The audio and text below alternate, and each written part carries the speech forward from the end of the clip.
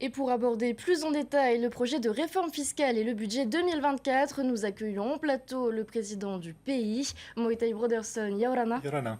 On l'a vu dans le sujet, hein, les articles LP1 et LP4 ont été réétudiés ce matin en commission. De base, ils devaient représenter 3 milliards de recettes fiscales pour l'année à venir. Est-ce qu'il y a déjà des mesures qui sont prévues pour rééquilibrer le budget? Oui, dès lors que les débats ont eu lieu en mon absence à l'Assemblée, en commission, les équipes, et notamment en collaboration avec le ministère des Finances, nous avons commencé à travailler sur ces dispositifs et les moyens d'équilibrer le budget ont été identifiés très rapidement. Plus globalement, du coup, au niveau du budget, hein, son vote a pris du retard. Il devait avoir lieu la semaine prochaine. Finalement, ce sera la semaine d'après. Pensez-vous que pour la suite, la majorité va être en phase avec le gouvernement et on n'aura plus affaire à des reports comme ça? Écoutez, c'est vrai qu'on a manqué un peu de temps pour faire de la concertation en interne parce qu'on était un peu le nez dans le guidon depuis l'installation du nouveau gouvernement. On n'a pas manqué de dossiers un peu épineux sur lesquels il a fallu qu'on se penche. Sur l'année qui vient, on aura plus de temps. On a mis en place une méthode de travail avec des comités techniques qui vont plancher donc conjointement entre l'Assemblée, enfin entre la majorité et le gouvernement sur des points précis, sur des thèmes, la vie chère, l'alimentation, etc. Et donc ça va aller beaucoup mieux. Donc vous serez dans les délais pour la clôture de la session budgétaire le 18 décembre. Ah oui, là-dessus, il y a pas de sujet. Vous savez, on a entendu les uns et les autres, on a entendu à la fois l'expression de ce que nous disait notre majorité, on a entendu ce que nous disaient les professionnels sur les différents secteurs qui sont concernés. On essaye de tenir compte de l'avis de tout le monde et c'est pour ça qu'on a présenté ce matin en commission des amendements qui vont d'ailleurs dans le sens des amendements qui avaient été présentés par l'opposition la semaine dernière. Donc bon, crier au loup c'est bien, mais travailler c'est mieux. Vous êtes toujours attendu sur le sujet du coût de la vie. Or, dans la réforme fiscale, on ne voit pas vraiment beaucoup de mesures à ce sujet. Pourquoi?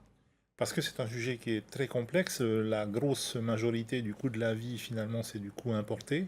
Le prix de ce qu'on mange, malheureusement, parce qu'on mange et on consomme beaucoup trop de produits importés, eh bien, n'est pas décidé ici. Il est décidé déjà au départ des pays desquels on importe.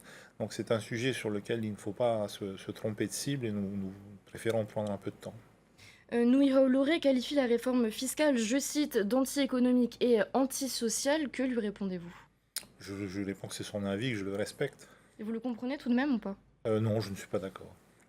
Les acteurs économiques ont montré leur mécontentement vis-à-vis de la réforme fiscale. Ils dénoncent des mesures inflationnistes qui vont venir encore augmenter les prix de l'immobilier.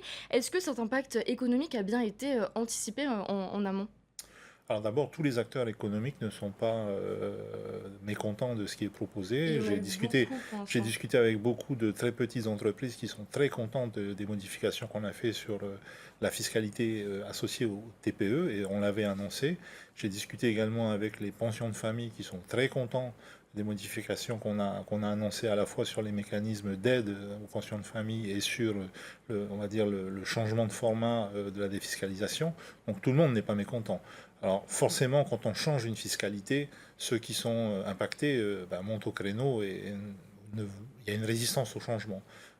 Maintenant, il faut à un moment donné agir et ça ne peut pas plaire à tout le monde, c'est sûr. Et ce qu'ils dénoncent également, c'est le manque de communication, surtout de consultation vis-à-vis du ministre de l'économie. Alors ça, c'est une remarque qui a été faite et qui a été entendue également. Donc j'ai insisté auprès du ministre de l'économie pour qu'à l'avenir, il y ait tout le temps une concertation préalable avant de proposer des mesures, que cette concertation puisse se faire, on va dire, de manière approfondie. Monsieur le président, vous êtes également en charge du portefeuille du tourisme. Mhm. La réforme fiscale prévoit de réduire un certain nombre d'avantages fiscaux. La Polynésie serait donc peut-être moins attractive pour certains investisseurs. Quelque part, ça ne vient pas en contradiction avec votre objectif de 600 000 touristes? Alors, je ne suis pas sûr de ce dont vous parlez. Si vous parlez de la révision de la défiscalisation, les montants sont les mêmes, puisqu'ils sont fixes. C'est la moitié de l'impôt sur les sociétés. C'est 5 milliards 5. Mais la défiscalisation va passer de 70 à 30%. C'est de ça Effectivement, dont je parlais. oui, mais il faut réaliser une chose, c'est qu'on a 5 milliards 5 de défisques à nos dispositions et on a eu 142 milliards de demandes. Donc quel que soit le format, que vous soyez à 60 ou à 30, vous avez forcément des projets qui ne seront pas satisfaits. Quand vous êtes à 60%, si vous prenez deux projets qui sont à, mettons, 1,4 milliard de déficit chacun, qu'est-ce qu'il reste pour tous les autres? Donc à un moment donné, il faut aussi il faut se reposer la question de pourquoi est-ce qu'aujourd'hui les investisseurs ne savent plus investir sans défisc. Moi, j'ai fait lors de mes déplacements un certain nombre de rencontres avec des investisseurs de Singapour d'ailleurs. Ces investisseurs-là sont prêts à venir investir chez nous sans défisc.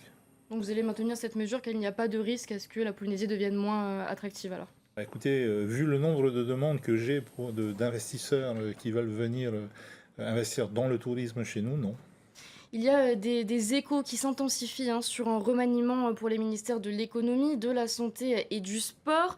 On parle aussi du dépôt de votre démission du Tavini Wir Atiera. Est-ce que c'est vrai?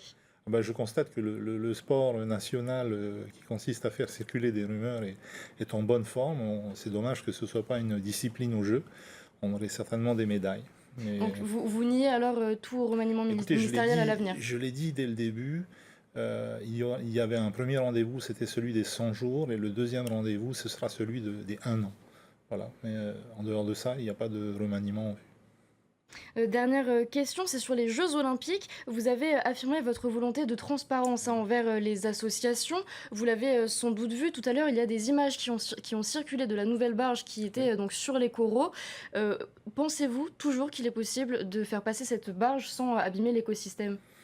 Écoutez, moi je constate qu'aujourd'hui ce qui avait été prévu comme test s'est mal passé. Je le regrette comme tout le monde. Je ne suis pas là pour blâmer qui que ce soit. Maintenant, on a deux attitudes face à ça. Soit on baisse les bras, soit on se dit ben, on ne fait plus les jeux. Ce n'est pas ma mentalité. Je ne pense pas que c'est ce que veulent les habitants de Tiopo et plus largement les Polynésiens.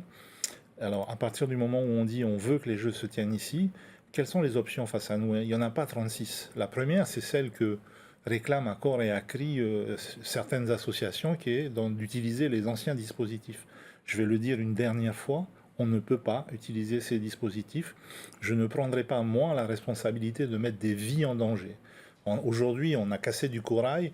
Demain, si on réutilise les anciens dispositifs, ce sont des vies qu'on met potentiellement en danger. Je ne prendrai pas cette responsabilité. Est-ce que ces associations sont prêtes à la prendre? Je ne pense pas. Donc, partons du fait qu'on élimine une fois pour toutes ces anciennes installations. Il faut aller de l'avant et il faut chercher des solutions. C'est dans cette démarche-là que je me projette. Ces solutions-là, comme on l'a vu aujourd'hui, c'est pas évident. On continue de chercher. Demain, il y a une réunion technique du maître d'œuvre qui doit intervenir. Il va réunir ses techniciens pour voir comment est-ce qu'on peut faire autrement. On va chercher des solutions. Si au final, il n'y a pas de solution, puisqu'on ne pourra de toute façon plus réutiliser les anciennes fondations et plus réutiliser l'ancienne tour, il faut évacuer ça une fois pour toutes, eh bien, il faudra se poser la question de la pérennité des épreuves de surf à Tiopo. Et si jamais les épreuves ne peuvent pas se faire ici en Polynésie, nous allons devoir payer pour cette annulation. C'est ce que nous disons depuis nous le début. Nous avons une idée de ce coût? C'est ce que nous rappelons depuis le début à tous ceux qui sont là, qui se plaignent. Moi, je veux bien qu'on se plaigne, mais à un moment donné, il faut trouver des solutions et des vraies solutions, pas des solutions qui mettent en danger la vie des gens. Eh bien, merci beaucoup, Moitai Brodersen. Maruru.